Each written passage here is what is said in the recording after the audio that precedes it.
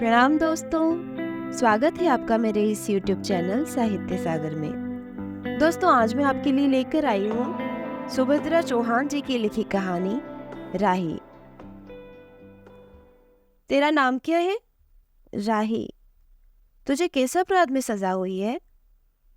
चोरी की थी सरकार। चोरी? क्या चुराया था? नाच की गठरी।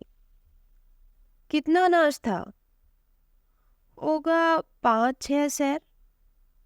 और सजा कितने दिन की है? साल भर की। तो तूने चोरी क्यों की? मजदूरी करती तब भी तो दिन भर में 3-4 आने पैसे मिल जाते। हमें मजदूरी नहीं मिलती सरकार, हमारी जाति मांगरूरी है। हम केवल मांगते खाते हैं। और भीख ना मिले तो फिर चोरी करते हैं। उस दिन घर में खाने को नहीं था, बच्चे भूख से तड़प रहे थे। बाजार में बहुत देर तक मांगा, बोझा ढोने के लिए टोकना लेकर भी बैठी रही, पर कुछ न मिला। सामने किसी का बच्चा रो रहा था। उसे देखकर मुझे अपने भूखे बच्चों की याद आ गई। वहीं पर किसी की नाज की गठरी रखी थी, उसे लेकर भागी ही थी कि पुलिस वाले ने पकड़ लिया।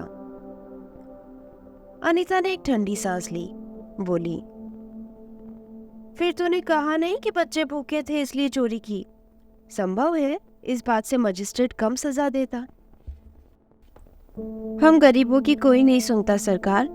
बच्चे आए थे कचहरी में, मैंने सब कुछ कहा पर किसी ने नहीं सुना। राही ने कहा, अब तेरे बच्चे किसके पास है? उनका बाप है? अनीता ने पूछा। राही की आंखों में आंसू आ गए। वो बोली, उनका बाप मर गया सरकार, जेल में उसे मारा था, वही अस्पताल में वो मर गया। अब बच्चों का कोई नहीं है। तो तेरे बच्चों का बाप भी जेल ही में मरा? वो क्यों जेल आया था? अनीता ने प्रश्न किया। उसे तो बिना कसूर के ही पकड़ लिया सरकार, राही ने कहा। ताड़ी पीने को गया था, 2-4 दोस्त भाई उसके साथ थे। मेरे घर वाले का एक वक्त पुलिस वाले से झगड़ा हो गया था, उसी का बदला उसने लिया। 109 में उसका चालान करके साल भर की सजा दिलवा दी, वहीं वह मर गया। अनीता ने एक दीर्घ निश्वास के साथ कहा, अच्छा जा अपना काम कर। राही चली गई। अनीता सत्याग्रह करके जेल आई थी। पहले उसे B क्लास दिया था, फिर उसके घर वालों ने लिखा पढ़ी करके उसे A क्लास दिलवा दिया। अनीता के सामने आज एक प्रश्न था। वह सोच रही थी कि देश की दरिद्रता और इन निरीह गरीबों के कष्टों को दूर करने का कोई उपाय नहीं है। हम सभी परमात्मा की संतान हैं, एक ही देश के निवासी। कम से कम हम सबको खाने पहनने का तो समान अधिकार है ही। फिर यह क्या बात है कि कुछ लोग तो बहुत आराम से रहते हैं और कुछ लोग पेट के अन्न के लिए चोरी करते हैं। उसके बाद विचारक की अदूरदर्शिता के कारण या सरकारी वकील के चातुर्यपूर्ण जिरह के कारण छोटे छोटे बच्चों की माताएं जेल भेज दी जाती हैं। उनके बच्चे भूखे मरने के लिए छोड़ दिए जाते हैं। एक और तो यह कैदी है जो जेल आकर सचमुच जेल के जीवन के कष्ट उठाती है, और दूसरी ओर हम लोग जो अपनी देशभक्ति की और त्याग का ढिंढोरा पीटते हुए जेल आते हैं। हमें आमतौर से दूसरे कैदियों के मुकाबले में अच्छा व्यवहार मिलता है, फिर भी हमें संतोष नहीं है। हम जेल आकर A और B क्लास के लिए झगड़ते हैं। जेल आकर ही हम कौन सा बड़ा त्याग कर देते हैं? जेल में हमें कौन सा कष्ट रहता है, सिवा इसके कि हमारे माथे पर नेतृत्व की सील लग जाती है। हम बड़े अभिमान से कहते हैं, यह हमारी 4थी जेल यात्रा है, यह हमारी 5वीं जेल यात्रा है, और अपनी जेल यात्रा के किस्से बार बार सुना सुना कर आत्मगौरव अनुभव करते हैं।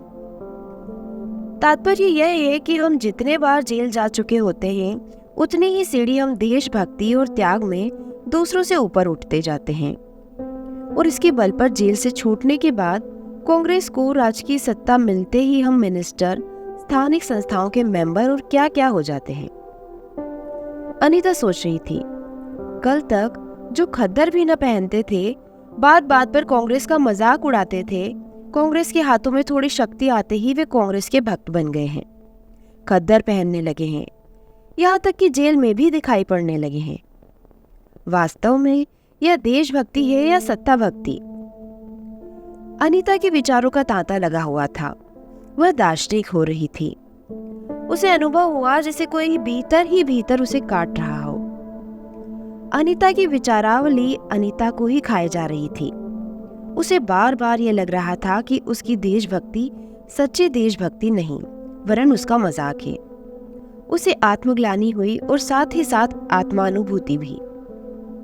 अनीता की आत्मा बोल उठी, वास्तव में सच्ची देशभक्ति तो इन गरीबों के कष्ट निवारण में है। ये कोई दूसरे नहीं, हमारी ही भारत माता की संतानें हैं। इन हजारों लाखों भूखे नंगे भाई बहनों की यदि हम कुछ भी सेवा कर सके, थोड़ा भी कष्ट निवारण कर सके, तो सचमुच हमने अपने देश की कुछ सेवा की है। हमारा वास्तविक देश तो देहातों में ही है। किसानों की दुर्दशा से हम सभी थोड़े बहुत परिचित हैं, पर इन गरीबों के पास न घर है न द्वार। अशिक्षा और अज्ञान का इतना गहरा पर्दा इनकी आंखों पर है कि होश संभालते ही माता पुत्री को और सास बहू को चोरी की शिक्षा देती है, और उनका यह विश्वास है कि चोरी करना और भीख मांगना ही उनका काम है। इससे अच्छा जीवन बिताने की वह कल्पना ही नहीं कर सकते। आज यहाँ डेरा डाल के रहे तो कल दूसरी जगह चोरी की, बचे तो बचे, नहीं तो फिर साल 2 साल के लिए जेल। क्या मानव जीवन का यही लक्ष्य है? लक्ष्य है भी अथवा नहीं? यदि नहीं है तो विचारादर्श की उच्च सतह पर टिके हुए हमारे जननायकों और युग पुरुषों की हमें क्या आवश्यकता? इतिहास, धर्म, दर्शन, ज्ञान, विज्ञान का कोई अर्थ नहीं होता, पर जीवन का लक्ष्य है, अवश्य है। संसार की मृगमरीचिका में हम लक्ष्य को भूल जाते हैं। सतह के ऊपर तक पहुंच पाने वाली कुछ एक महान आत्माओं को छोड़कर सारा जन समुदाय संसार में अपने को खोया हुआ पाता है। कर्तव्य का उसे ध्यान नहीं, सत्य की समझ नहीं। अन्यथा मानवीयता से बढ़कर कौन सा मानव धर्म है? पतित मानवता को जीवन दान देने की अपेक्षा भी कोई महत्वपूर्ण है? राही जैसी भोली भाली किंतु गुमराह आत्माओं के कल्याण की साधना जीवन की साधना होनी चाहिए। सत्याग्रही की यही प्रथम प्रतिज्ञा क्यों न हो? देशभक्त का यही मापदंड क्यों न बने? अनीता दिन भर इन्हीं विचारों में डूबी रही। शाम को भी वह इसी प्रकार कुछ सोचते सोचते सो गई। रात में उसने सपना देखा कि जेल से छूटकर वह इन्हीं मांगरोरी लोगों के गांव में पहुंच गई है।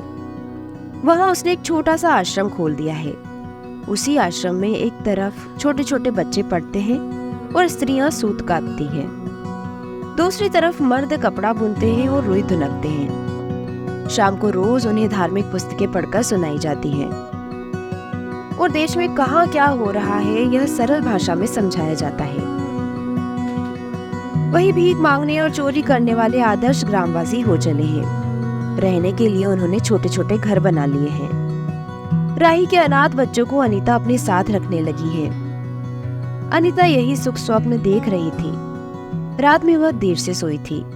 सुबह 7 बजे तक उसकी नींद न खुल पाई। अचानक स्त्री जेलर ने आकर उसे जगा दिया और बोली, आप घर जाने के लिए तैयार हो जाइए, आपके पिता बीमार है, आप बिना शर्त छोड़ी जा रही हैं। अनीता अपने स्वप्न को सच्चाई में परिवर्तित करने की एक मधुर कल्पना लेकर घर चली गई। दोस्तों, ये कहानी यही समाप्त होती है। कहानी आपको कैसी लगी मुझे कमेंट बॉक्स में लिखकर ज़रूर बताइए। आप किन लेखकों की कहानियाँ पसंद करते हैं वो भी मुझे कमेंट में लिखकर ज़रूर बताइए। वीडियो को लाइक और चैनल को सब्सक्राइब कीजिए। आपका बहुत बहुत धन्यवाद।